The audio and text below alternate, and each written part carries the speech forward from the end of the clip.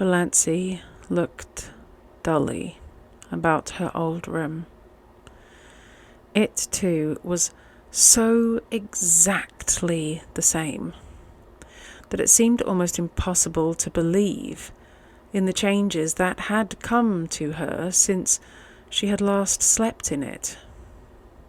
It seemed somehow indecent that it should be so much the same. There was Queen Louise, everlastingly coming down the stairway, and nobody had let the forlorn puppy in out of the rain. Here was the purple paper blind and the greenish mirror.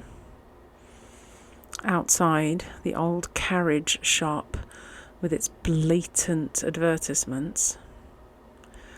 Beyond it, the station with the same derelicts and flirtatious flappers. Here, the old life waited for her, like some grim ogre that bided his time and licked his chops. A monstrous horror of it suddenly possessed her. When night fell and she had undressed and got into bed, the merciful numbness passed away, and she lay in anguish and thought of her island under the stars, the campfires, all their little household jokes and phrases and catchwords, their furry, beautiful cats, the lights agleam on the fairy islands, canoes skimming over Mistawis in the magic of morning, white birches shining among the dark spruces like beautiful women's bodies, winter snows and rose-red sunset fires, lakes drunken with moonshine, all the delights of her lost paradise. She would not let herself think of Barney, only of these lesser things. She could not endure to think of Barney. Then she thought of him inescapably. She ached for him. She wanted his arms around her, his face against hers, his whispers in her ear. She recalled all his friendly looks and quips and jests, his little compliments, his caresses.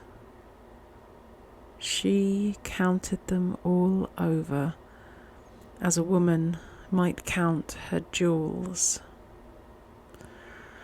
Not one did she miss from the first day they had met. These memories were all she could have now. She shut her eyes and prayed, "Let me remember every one, God.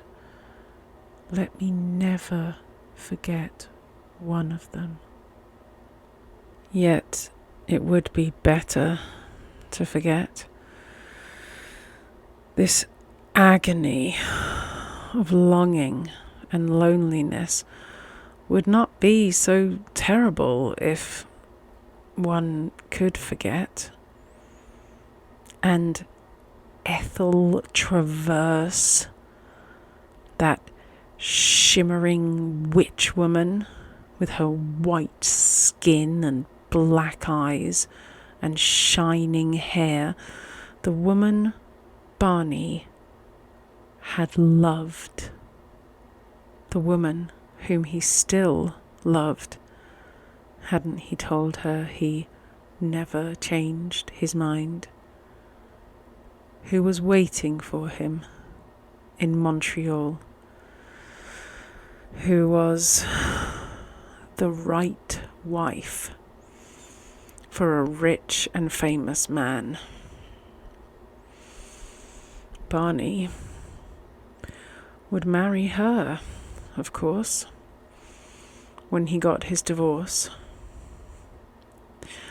How Valancy hated her and envied her. Barney had said, "I love you," to her. Valancy had wondered what tone Barney would say "I love you" in, how his dark blue eyes would look when he said it. Ethel Traverse knew Valancy hated her for the knowledge, hated and envied her. She can never have those hours in the blue castle. They are mine, thought Valancy savagely. Ethel would never make strawberry jam or dance to old Abel's fiddle or fry bacon for Barney over a campfire. She would never come to the little Miss Starwis shack at all. What was Barney doing, thinking, feeling now? Had he come home and found her letter? Was he still angry with her? Or a little pitiful? Was he lying on their bed, looking out on stormy Miss Starwis and listening to the rain streaming down on the roof? Or was he still wandering in the wilderness, raging at the predicament in which he found himself, hating her? Pain took her and wrung her like some great, pitiless giant. She got up and walked the floor. Would morning never come to end this hideous night? And yet, what could morning bring her? The old life without the old stagnation that was at least bearable. The old life with the new memories, the new longings, the new anguish.